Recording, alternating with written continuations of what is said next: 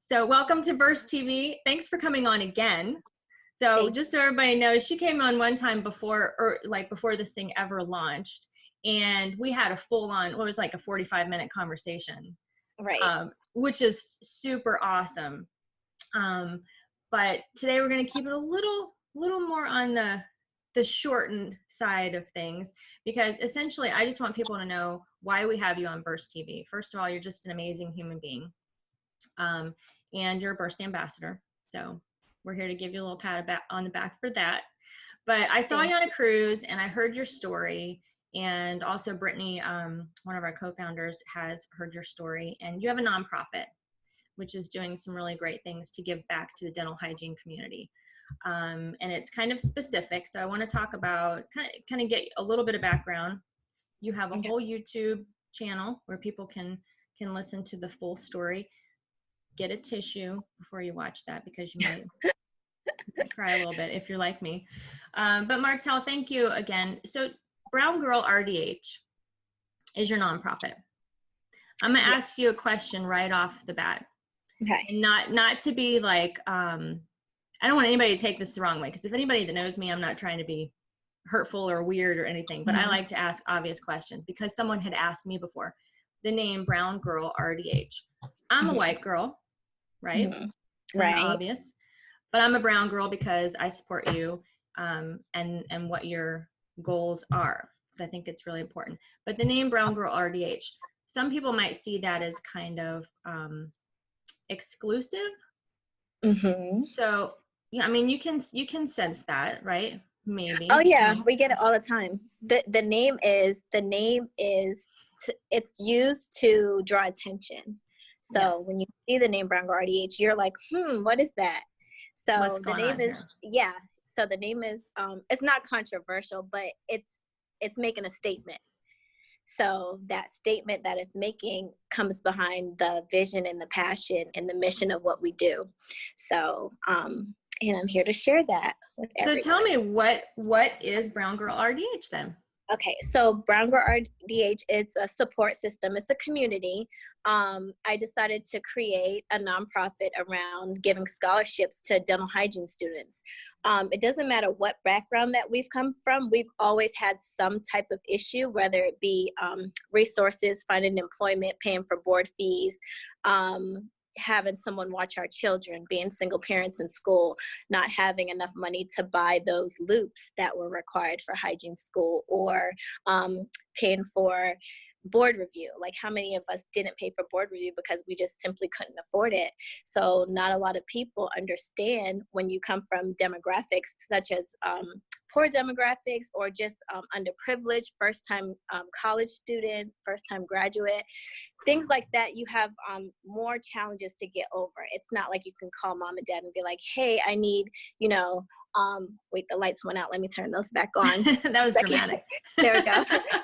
It's not like you can be like, hey, I need, $6,000 for tuition for next semester. Like, we're struggling to find Pell or any kind of student aid. Like, there's not anyone to say, son, I went to school, I got through college, this is how I did it, and this is what you're going to do. Like, that simply isn't there. So when I created BrownGirl RDH, I kept that in mind. It's like, why are there so few dental hygienists, minority dental hygienists in the community? Why is that? Why is it that everywhere that I've worked, I've only been the only brown girl in that office? Any dental convention that I've gone to, I've only seen a handful of brown girls in the convention.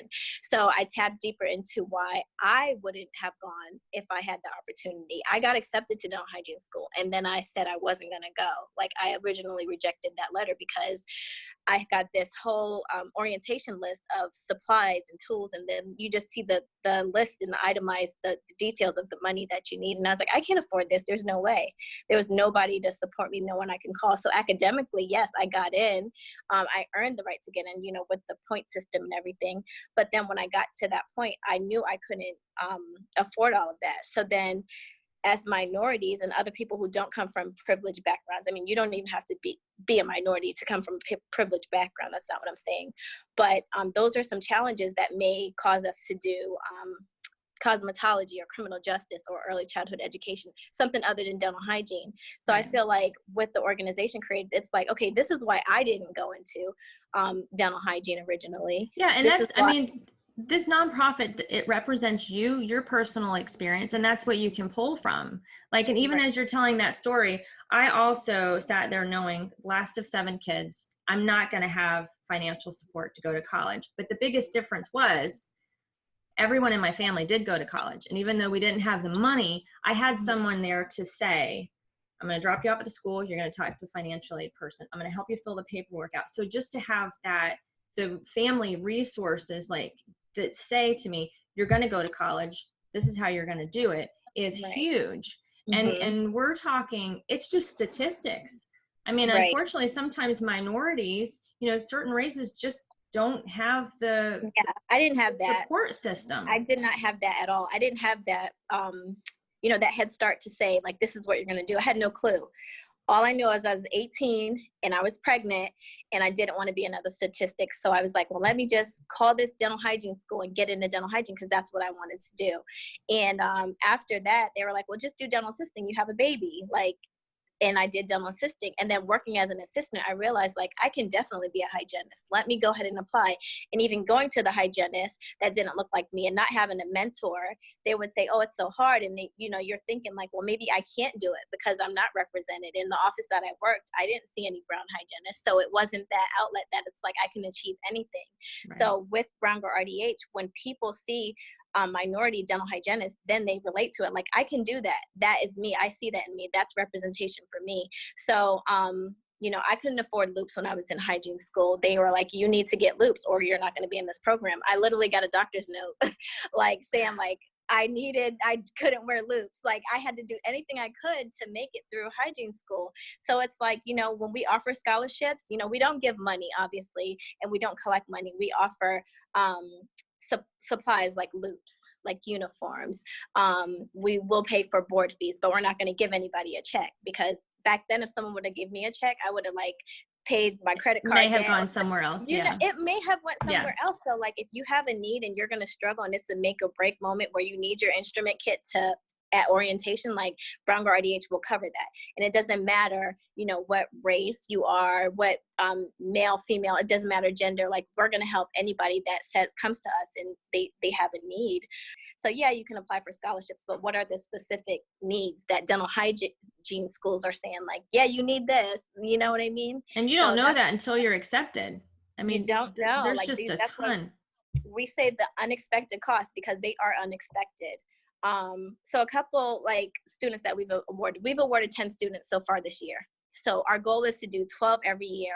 So I guess we really need to figure out, and my goal is to figure out like, what is the cause? I know what my cause was for not going. I couldn't afford it and I didn't have the support, but I know it's just not me out there. And then when we're interacting and we have this community of hygienists, like everyone has the same story, just like you know, one of 7 kids that is like, okay, I'm going to make it. I'm going to go through school, but like, you're the last of the litter, you know, kind of thing. So like, I totally get it, but like this community is for support and brown is not a color. Like everyone needs to know that BrownGirl RDH is who I am. I'm a brown girl and I'm an RDH. So that's what represents, that's what we represent.